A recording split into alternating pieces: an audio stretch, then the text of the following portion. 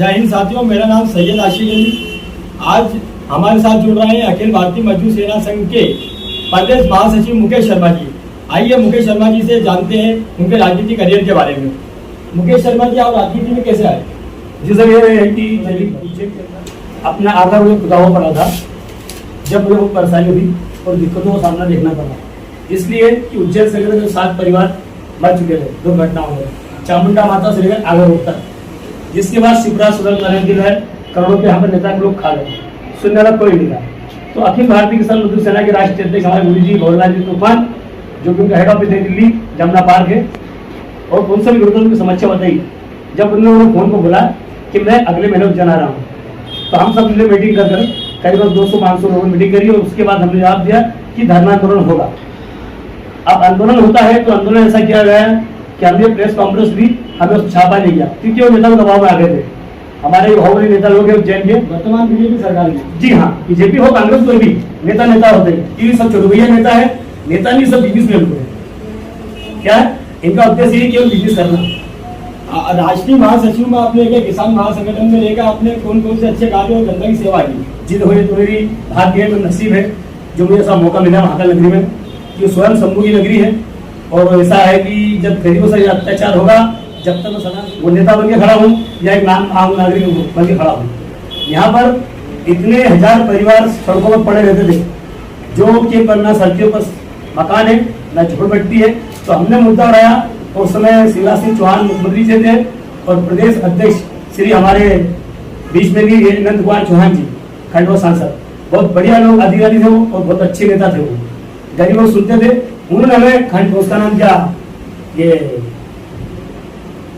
भिंड के अंदर मुरैना में 5000 मकान उन्हें घुमकर समाज दिए हमारे केंद्र से और हमारी मांग पर, क्योंकि ये जनहित अधिकार हमारा, जहाँ तो कुछ होगा नहीं तो हम तो मांगे सरकार से चिल्लाएंगे, क्योंकि हमारी सरकार हमने उनको वोट दिया और बस कुर्सी बिठाया है। दूसरी बात ये, अभी रेलवे स्टेशन पे 500 परिवार पहले थे, जैसे आगर पे, उज्जैन रेलवे स्टेशन पर, बस स्टैंड पर, रामघाट नदी के ऊपर, उन सबको मैंने इकट्ठा करा 2016 में और रेल निकाल सरकार को मैंने अवगत कराया। और नीलगा कबीलों का धन सरकारी भूमि थी, उसमें सफल हुआ? जी सफल हुआ। सरकार ने हमें आदेश दिया कि जब भी हमें रहने दिया जाए इनको, और जब भी हमें कुछ विकास होगा हम इनको पट्टी मल्टी बना के देंगे। और सरकार ने हमें आदेश दिया, लेटर पर लिख के दिया कलेक्टर साहब के द्वारा। और अभी कार्रवाई बोली है आए थे 19 तारीख को सोलह अमावस पर क्या होते कौन सी प्रगति थी, महाशिवरात्रि, 21 लाख दीपक जलाए थे शिवरात्रि में आगे।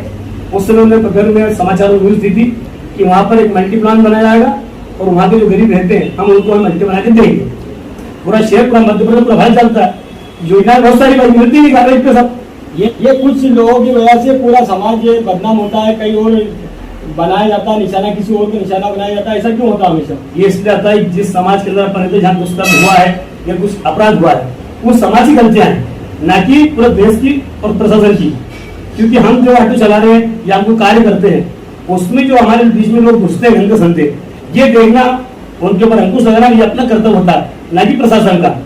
अब एक ऑटो वाला गलत काम करता है तो ऑटो समाज को बदनाम होना पड़ता है। मतलब जिस ऑटो वाले ने कोई अपराध करा है तो उसको सजा मिलना चाहिए। ऑटो वालों को परिवार पालन पोषण कर देना चाहिए। बिल्कुल सर, बिल्कुल सही बात है। उनको परेशान नहीं किया जाना। नहीं, गलत है। अगर एक गलती करी सबको दंड दिया जाता है। अच्छा, जिस संगठन से आपसे जुड़े हैं जी, और आप कोई ऐसी राजनीतिक पार्टी से भी जुड़े हैं जिसको उत्तर विधानसभा में लड़ाने का आप इच्छुक हो? नहीं, हमें तो किसी विश्वास नहीं है, किसी पार्टी में विश्वास बिल्कुल नहीं। तो मतलब आने वाले आगामी चुनाव के लिए आपकी कोई टिप्पणी, कोई विषय, कोई आपके लक्ष्य नहीं है? लक्ष्य ना सर, क्योंकि हमने पिछले 15 सालों में देख लिया, हमारे उज्जैन विधानसभा में 2500 वार्ड जिसको विधायक बना उत्तर इलेक्शन से, इनने केवल उज्जैन को लूटा है।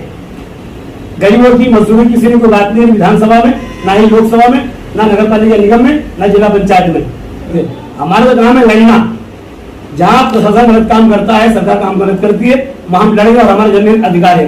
अरे अभी आपने देखा पिछले 20 साल से आप ही देख रहे होंगे 25 सालों से हमारे यहाँ रायन भारती आज तक किसी मीटिंग में यहाँ बोलने के लिए हो 10 साल विधायक यहाँ पर उज्जैन में।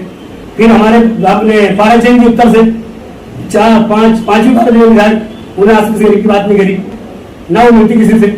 हमारे मोहन भाई साहब, उनके मैंने उसका नाम क्या ठाकुर साहब थे विधायक बीजेपी से, तो कोई किसी सुनना नहीं। हमें तो इतना होता है जनता जागरूक होना चाहिए बस।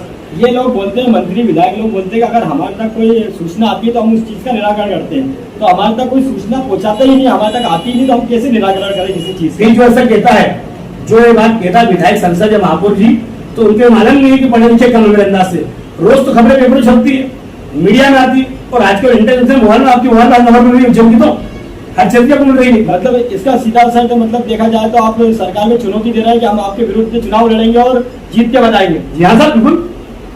उत्तर इसलिए की जहाँ पर सरकार योजना बनाती है, 6 विधायक काम नहीं करते, मतलब आप गरीबों को मिला के और उनका गरीब एक कैंडिडेट खड़ा कर दोगे। बिल्कुल सर, जैसे ऑटो रिक्शा वाला हुआ, विधायक बनना चाहिए उसको, चाहे रेस्टोरेंट फुटपाथ जो है उसको विधायक होना चाहिए, ऑटो नहीं चलाता उसको विधायक होना चाहिए, क्योंकि उसको मालूम है गरीबी क्या चीज होती है।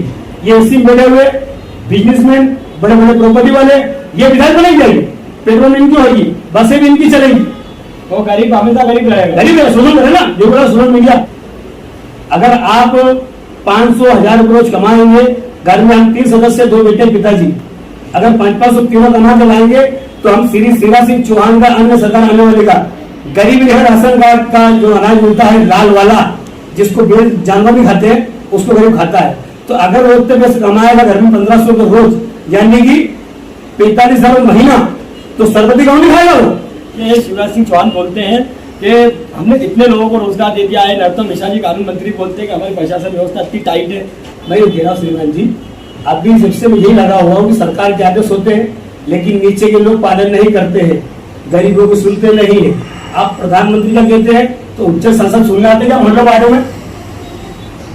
अरे उज्जैन सांसद जो है, आप सांसद अनिल फिरोजिया जी हैं, हमारे उज्जैन आयुक्त हैं और विधायक हैं, इनको आप आवेदन देकर अवगत क्यों नहीं कराते? कराए ना, पूछो, जब मैं दिखाओ बता दूं आपको। अभी हमने बताया गया था कि आपको विधायक साहब, मंत्री जी, इन सबको अवगत कराना था और इन सब चीज की जानकारी देना थी। मुकेश शर्मा जी अपना तथ्य रखेंगे। मैं कहना चाहता हूँ कि मैं संस्था साहब को क्यों, उनको नहीं मालूम है क्या? मैं विधायक साहब क्यों कहूँ, उनको दिख नहीं रहा क्या? मैं महापौर जी से क्यों कहूँ, उनको नहीं मालूम है, क्योंकि इनको जनता ने वोट दिया।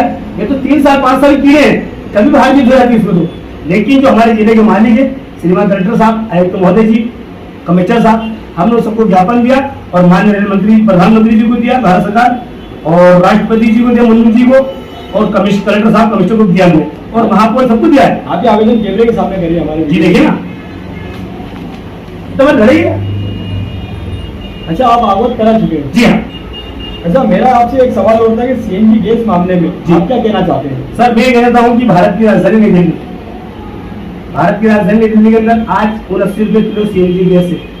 मध्य प्रदेश एक ग्रामीण क्षेत्र है, एक श्रमिक गैस है, लेकिन वहां पर भारत की राजधानी में 80 रुपए गैस, और मध्य प्रदेश ग्रामीण क्षेत्र के अंदर इतना भयंकर लूट मार जेब कट्टी सीएनजी गैस ऑटो वालों की तरफ से, ये मैजिक हुआ या अन्य पारिवारिक गाड़ियां हुई, तो इसे देखते हुए 100 रुपए किलो गैस दी जा रही है, जो कि गलत है, और मैं इसका विरोध करता हूं। और आने वाले आगामी चुनाव के अंदर मैं खुद विधानसभा चुनाव उत्तर से लड़ूंगा, वो भी निर्दलीय। अच्छा, मेरा आपसे एक सवाल हो गया कि फुटपाथ पर लगे हुए ठेले के बारे में आप क्या कहना चाहते हैं? अरे शहर में उद्योग ही, शहर में कोई उद्योग नहीं, 15-20 लाख जनसंख्या शहर के अंदर, तो रोजगार भी, तो आदमी क्या करेगा? बेबस गरीब क्या करेगा? ठेला लगा लेगा, सब्जी का हुआ, फल फ्रूट का हुआ, चाय का हुआ, चप्पल जूते हुए, नाश्ता हुआ, कटलरी सामान हुआ, और शहर में क्या इसके अलावा? तो इनके लिए मेरे हिसाब से तो कहीं भी सड़क किनारे आहिस्ते के लिए इनको 5 बाय 10 की दुकान पक्की बना दी जाए, अन्यथा मैं खुद उनको चुनाव जीतने बाद बना के दूंगा। गरीबों की झुग्गी झोपड़ियों के बारे में आप क्या कहेंगे? तो ये बात आपका बहुत अच्छा लगा मुझे। शहर के अंदर चारों तरफ देखी जा, जहाँ पर शहर की सीमाएं खत्म हो रही, वहाँ पर आज भी वैसी झुग्गी झोपड़ी बनी हुई जो कि प्रधानमंत्री आवास योजना को लाभ नहीं मिला। अब ये कलेक्टर साहब दिखता नहीं क्या, हमारे संसद मोदी दिखता नहीं क्या, हमारे विधायक को दिखता नहीं क्या, हमारे कमिश्नर साहब को दिखता नहीं क्या? इनको न्याय मिलना चाहिए, उनको अधिकार मिलना चाहिए। ये देखा जा रहा है उज्जैन शहर में कि ई रिक्शा की कहीं भी पार्किंग रजिस्टर्ड देखने को नहीं मिलती। इसकी सबसे बड़ी लापरवाही की वजह क्या है? लापरवाही है हमारी ये सरकार, निकम्मी, बेईमान, भ्रष्ट। दूसरी बात ये, जिला प्रशासन का अवगत नहीं होते, हमने उनको अवगत कराया, माननीय प्रधानमंत्री अवगत कराया, हमने ई रिक्शा लेकर रेलवे प्रशासन का अवगत कराया। यहाँ पर समस्या ये है कि सावन का महीना, लाखों जनता रही, जब थोड़ा ट्रैफिक जाम, जनता परेशान, प्रशासन जागरूक नहीं, क्योंकि हमारे यहाँ की जो विधायक है, सांसद है, इन्होंने उनको लिख के दिया नहीं कि भाई इनकी सुविधा करी जाए कि 50 आठ यहाँ पर लगाइए, 10 आठ यहाँ पर लगाइए, 5 यहाँ लगाइए। बाकायदा दिल्ली के अंदर सारी सुविधाएं है, इंदौर शहर में सुविधा है, बॉम्बे में सुविधा है, जब ये चीज बनती है तो उसका पहले ही पालन होता है। तो ये गलती हमारे जिला प्रशासन की और छुट्टे भाई नेता की। मुकेश शर्मा जी, वर्तमान सरकार से आप खुश है कि नहीं? नहीं सर, नहीं, हम तो नहीं। और मैं क्या पूरा उज्जैन शहर में और आने वाली सरकार से लोग नाराज रहेंगे। कारण क्या, यहाँ की जीतकर विधायक है वो इस बार हार जाएंगे, दूसरे जीतो हारे हुए जीत जाएंगे। तो गरीब सबसे बड़ा कारण है, ये सबसे बड़ा कारण क्या, पूरा शहर पर मतलब परेशान है। जिला के जो नेता है, जिले के विधायक है, सांसद है, जो पहले बुद्धि थे, फिर चिंतन मालवीय जी आए, अब अरविंद फिरोज जी आए, अब इसका कोई और जाएगा। पहले मोहन जी थे, रायत भारती थे, पारस जैन जी थे, अब तीसरा जाएगा। लेकिन समस्या वही चलती है, चलती रहेगी।